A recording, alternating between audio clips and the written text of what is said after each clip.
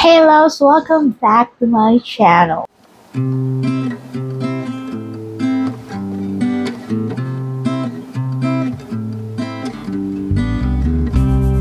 Okay, so yeah, quick story. I wasn't able to upload last Friday because there's a technical issue. For some reason, yung audio ko hindi nagmamatch dun sa baka ng bibig ko. Hindi ko alam kung bakit. May konting delay. But yeah, anyway, so, instead of me posting a puchu-puchu video that day, I just decided to like, okay, medyo take time natin. But yeah, so for today's episode, Buhay America Part 2, um, you know, uh, Sunday usually I don't attend events because as much as possible, ayoko talaga mag-events because this is more of our quality time for myself and for Glenn. Wife mode duties. Hindi rin kami nag-grocery or anything like that. Bihira. Kasi nga, Sunday maraming tao. So, ayun, bahay lang. So, general cleaning and stuff like that, yun ako. So, we're gonna talk about, kasi medyo nag-advance. Actually, one of my closest friends suggested, why not talk about the life? I mean, like, paano kami nagkakilala ni Glenn, which, everybody would love to know. And every time na nakakamit ako ng mga fellow Filipinos dito, and they found out that my last name is right, so, okay, Amerikano yung asawa mo, ganyan. So, yeah, okay, let's talk about that. I met Glenn 2011, late, almost 2012. So, sinasabi ko online, but not through the date sites or anything like that. I met his best friend's wife sa Philippines kasi nag-mission sila doon, medical mission sila doon, and I met her. Nagka-anuhan kami ng loob and stuff, and at that time, I was broken-hearted, and si Glenn naman nagka-divorce din. So, hey, I have a friend, ganyan. So, nung umalis na siya ng Philippines, bumalik na siya dito, wala pang, I think may Facebook na ata nun, if I'm not mistaken, but, yeah. So, may YM. Yahoo Messenger, Appear, mga batang 2000 yan. So, yeah. So, Yahoo Messenger, we started chatting there and nag-transition na kami through Skype. So, until almost every day, chat, video chat 24/7, because that time I was also transitioning from working from home. So, kahit magkaibang time zone kami, we still like, naka-on lang yung talaga yung laptop, Conservative ha. So talagang, kahit natutulog ako, he's doing some errands, ganyan, naka-on lang yun, and vice versa. Till months pass, September, he showed me like, I'm flying there. He showed me the ticket. Like, fudge! Panic mode ang lola niyo. So I had to tell my mom, like, Ma, pag nag-click, we're gonna get me. Like, she didn't say no, but alam mo naman yung itsura ng nanay na I'm already 30 years old. Like, alam mo rin ginagawa mo. So it's not a yes, not a no, but kung ano na lang yung sabihin ko. My sister was supportive, like, go, like, just do it, kasi nandito naman ang ate, medyo open-minded na siya. It was my brother who's a little bit, medyo no-no talaga. Kasi, he's being protective of me. So, yeah, so after 16th month, we flew here, everything from scratch. Hindi kami yung tipong couple na we're already established, may bahay lupa, maraming pera sa bangko, no. We started from scratch. Like, when we moved here, wala pa kami talagang apartment, wala kaming kotse, nothing like that, wala akong trabaho. So, after I got my green card, I got my social security, I started from scratch my career. Kung ano man yung experience ko sa Philippines, hindi siya talaga part of it dito. Parang hindi ako pwede mag-apply for the same position that I had because wala akong US experience. Ang naalala ko lagi nilang tiyata sa akin, did you have an experience, job experience here in US? And of course, sabi ko wala. So I really work from bottom, from entry level going up. And I remember hindi ganun kadali. Iba yung ano talaga nila eh.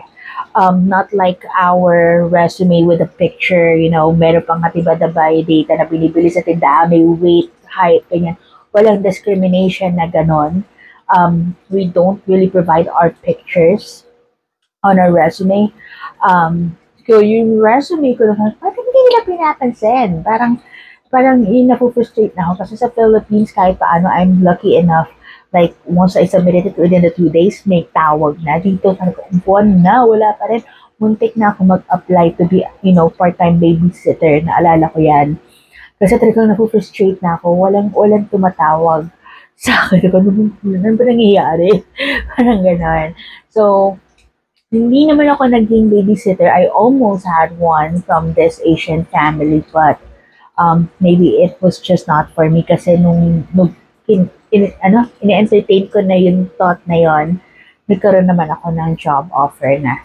So, nagtuloy-tuloy naman yan. Okay, let's go back. Being married to an American, there's not much difference because like, parang it doesn't really matter kung magkaibang lahi eh. What matters is kung mag-click kayo.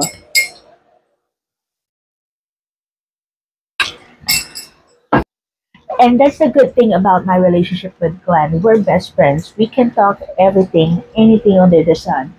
From the latest chika, the US news, the Philippine news, yung mga K-drama ko, diba?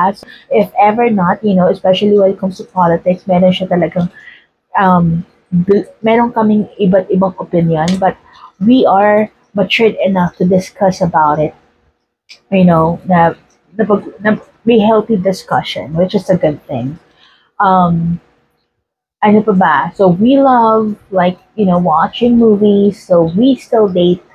We still date a lot, and we do love like dogs and stuff like that. So marami kaming similarities. Kaya hindi naging issue yung adjustment namin with being together. So one of our, usual, makikita natin sa post po, nag-asawa ng foreigner or ng AFAM. So meron namang, what do you call that? Umahon sa kahirapan. In our case, Glenn has a simple life lang.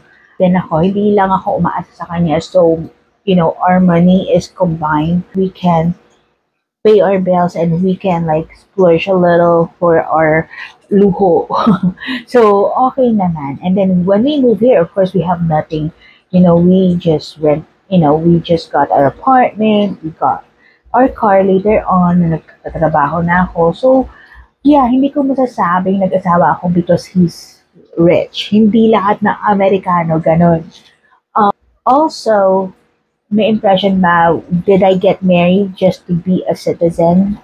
No. Actually, I just got my citizenship recently, like over a year ago.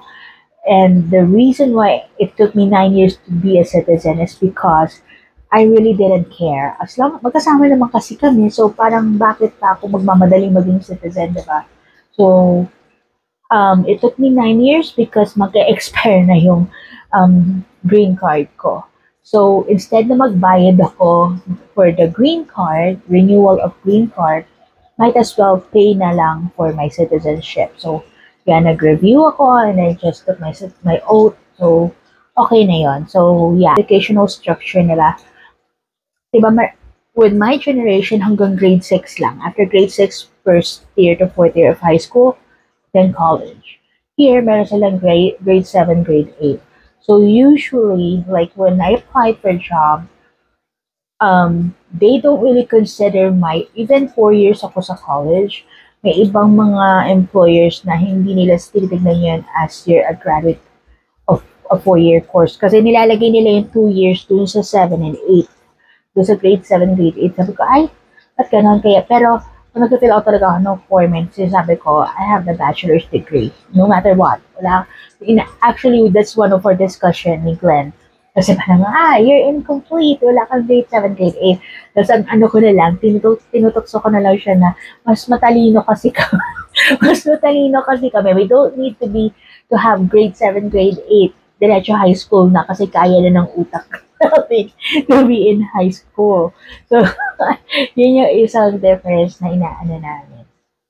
Um, Miss Anne, so ano ba, okay bang mag-asawa ng AFAM? Sabi ko nga, it always depends on the person. It's just that I'm blessed that I found my match. So, okay kami. So, and sabi ko, di ba yung mga ibang impression nga, bakit Amerikano? Ganyan. Bakit hindi? So, sabi ko nga, sa lahat ng mga naging karelasyon ko, ito lang ang, ito lang ang Amerikano. The rest are Pinoy. And look what happened. Niloko ko ng babae, nawala, ginos, di ba? Yung mga ganon. So, dito wala. We're still married. We're still very happy. So, can you blame me? Yun na lang yung inaano ko. Na mag-asawa ka nga ng Pilipino, kung lolokohin ka naman, parang wala din, di ba? So, I will not regret marrying an AFAM. Sabi ko lang, swerte lang din ako at I married a matino na lalaki. So, kilalanin niyo pa rin naman.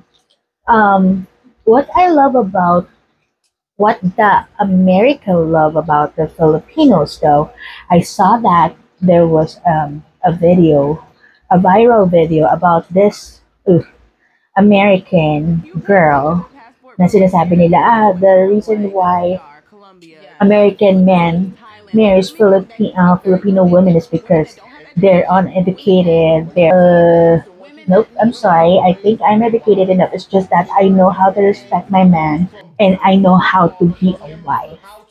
Yun lang yun. I still can be a career oriented. I still have goals, for personal growth and when it comes to my career. But at the same time, when it comes to my home, our home, I know to be a wife and to serve my husband because that's what my vow is. Diba? Comment below bakit tayo magagaling as a wife. So, yun. It's not about like, anga-anga kami, uto-uto or whatever. No, it's not. It's just that we were raised well to respect our partners. So, I think that's it for this week's episode. You've learned something about our lives here. But yeah, for next week's episode, don't forget to hit that notification bell because you will get notified once I upload that new video, and I promise I will do my very best to put that on or to upload it on every Friday PST time. That's gonna be Saturday morning in Manila time. And please show some love. Do follow me on my social media channels, TikTok, Facebook, Instagram. I will put the handle here, YouTube as well. Yeah, like and subscribe. And I have also my Amazon influencer page. I'm not selling the products, but I'm just, like I have a little like para siyang mga favorite stuff na nilalagay ko, whatever I purchase and what I'm interested in sa pagdating sa Amazon products, and I put that, and every time you buy something on my page, I will get a little commission. So malaking tulong na rin yan. So yeah, like and subscribe and show some kindness. Libre lang yan. Wala yan sa Amazon, wala yan sa Lazada or Shopee. But if you spread some kindness, then we will be filled with kindness around us. So yeah, thanks for watching, loves, and thanks for the love and support, especially to these people. Shout out to you guys. I am always seeing your love and your support. Thank you so much, and I'll see you next week. Bye for now.